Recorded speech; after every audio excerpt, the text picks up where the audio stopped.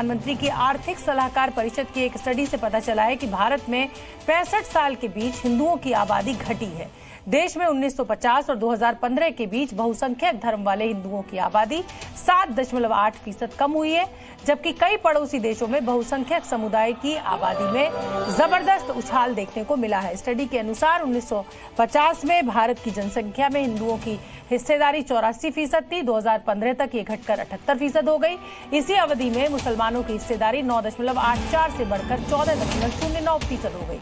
और इसी रिपोर्ट पर सियासत भी अब शुरू हो गई है। यूपी के मुख्यमंत्री अखिलेश यादव ने बीजेपी पर हमला बोलते हुए कहा कि ना हिंदू खतरे में है और ना मुसलमान खतरे में है, लेकिन अब बीजेपी को जनता से खतरा है।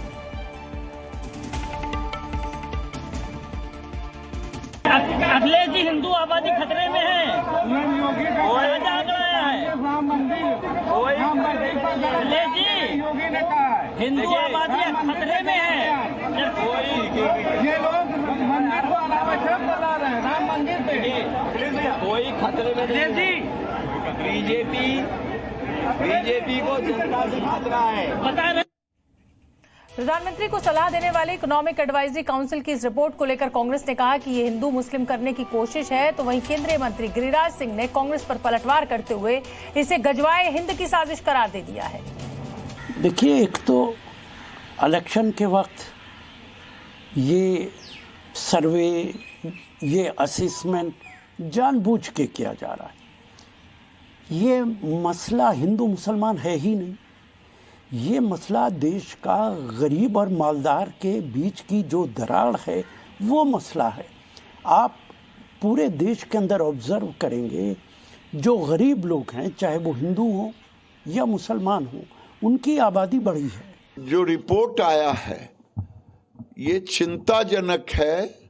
जो अभी पूरे दुनिया में एक साजिश चल रहा है भारत को भी गजवाए हिंद बनाने का, और ये पॉपुलेशन को लेकर के, इसलिए देश के सनातनियों को इसके ऊपर चिंता जतानी है और ये चिंता का विषय भी है। इस रिपोर्ट पर सियासी बयानबाजी भी जारी है। बीजेपी सांसद सुधांशु त्रिवेदी ने कहा कि देश में जनसंख्या नियंत्रण कानून जरूरी हो गया है, तो वहीं संदीप दीक्षित ने कहा कि ये ध्रुवीकरण की कोशिश है। क्योंकि यहाँ 3 तरीके हैं जनसंख्या बढ़ाने के: जनसंख्या, घुसपैठ और धर्मांतरण। तो इसलिए ये मेरे विचार से बहुत बड़ी चुनौती भारत के आरक्षण व्यवस्था को लेकर भी है, क्योंकि कांग्रेस पार्टी ने संख्या के आधार पर उनको आरक्षण देना और पूरा का पूरा देने का मन बना लिया है।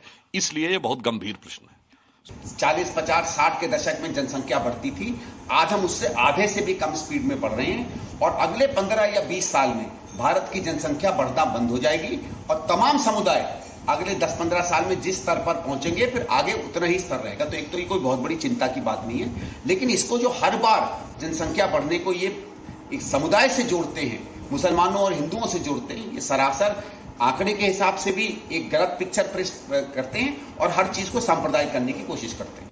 और इसी बड़ी खबर पर जी न्यूज संवाददाता रवि त्रिपाठी मेरे साथ लाइव जुड़ रहे हैं। रवि, 3 चरण का मतदान हो चुका है, 4 चरण का मतदान बचा हुआ है, ऐसे में ये रिपोर्ट आ जाना, टाइमिंग पे सवाल जरूर खड़े हो। बिल्कुल टाइमिंग पे ही सवाल खड़े हो रहे हैं, क्योंकि 283 सीट 283 मतलब बहुमत से ज्यादा के आंकड़े का चुनाव हो चुका है और बहुमत से कम का लगभग बहुमत के आसपास का चुनाव होना बाकी है। 200 कहिए तो 60-65 सीटों पर चुनाव होना बाकी है। तो वैसी स्थिति में इस तरह का बयान आना, हालांकि ये आश्चर्यजनक नहीं है। देखिए, चुनाव शुरू होता है मुस्लिम लीग का मैनिफेस्टो से लेकर, उसके बाद आपको आता है तमाम बातें और आती है कि आपके गहने ले लिए जाएंगे, मुसलमानों को अधिकार दिए जाएंगे। अब ये मामला आता है तो कहीं ना कहीं ऐसा लग रहा है कि बीजेपी अपने पिच पर कांग्रेस को लाना चाहती है। कांग्रेस बच रही है, भाग रही है, लेकिन कोशिश बीजेपी की है कि अपने पिच पर लाना, उस पर कहीं ना कहीं उसको फंसाना।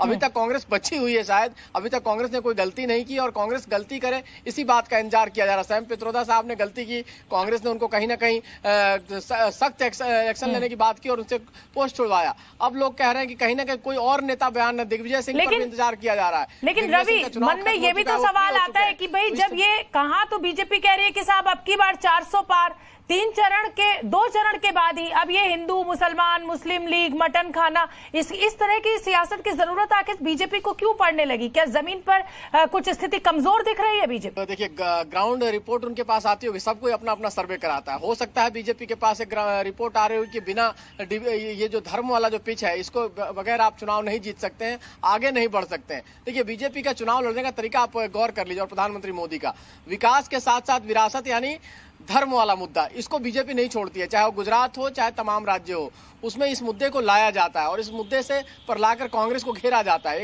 एक डर दिखाया जाता है दूसरी आबादी में कि एक डर हो कि अगर बीजेपी नहीं आएगी और कांग्रेस आएगी तो ये हो सकता है। कांग्रेस के राज में इस तरह से आबादी घटी है हिंदुओं की और मुसलमानों की बढ़ी है। हम 2015 तक का आंकड़ा दिया जा रहा है, उसके बाद का कोई आंकड़ा नहीं है। उसके अलावा ये कहा जा रहा है कि सारा जो घुसपैठिया है आपके दौर में आया। कांग्रेस का दावा है कि हमारे दौर में 80% घुसपैठिए वापस चले गए थे, आपने कितने घुसपैठियों को 10 साल में हटाया है, ये आंकड़ा दीजिए। तो ये देखिए, आंकड़ेबाजी का खेल और चुनाव में दोनों तरफ से परसेप्शन का खेल है, प्रोपेगेंडा का खेल है, खासतौर पर इस मुद्दे पर। तो कौन जनता किसके बात को विश्वास करती है तो अलग बात है, लेकिन इस बार का चुनाव डेवलपमेंट के मुद्दे पर नहीं हो रहा है, अपने काम गिनाने पर नहीं हो रहा, पूरी तरह से पोलराइजेशन के मुद्दे पर दिख रहा है, जो अभी तक का चुनाव अगर आपने देखा होगा तो। बिल्कुल, आप ठीक कह रहे हैं। कोई दल जातीय जनगणना की बात कर रहा है, बिल्कुल कोई दल जातीय जनगणना की बात कर रहा है, और दूसरा दल कह रहा है कि साहब आरक्षण का आपका जो है वो मुसलमानों को दे दिया जाएगा। तो कुल मिलाकर एक नैरेटिव सेट करने की कोशिश की जा रही है। अब ये तो जो बॉल है वो जनता के पाले में है कि वो अपने वोट के जरिए किस मुद्दे को अहमियत देती है। बहुत बहुत धन्यवाद रवि त्रिपाठी। और 4 जून को दूध का दूध और पानी का पानी हो ही जाएगा।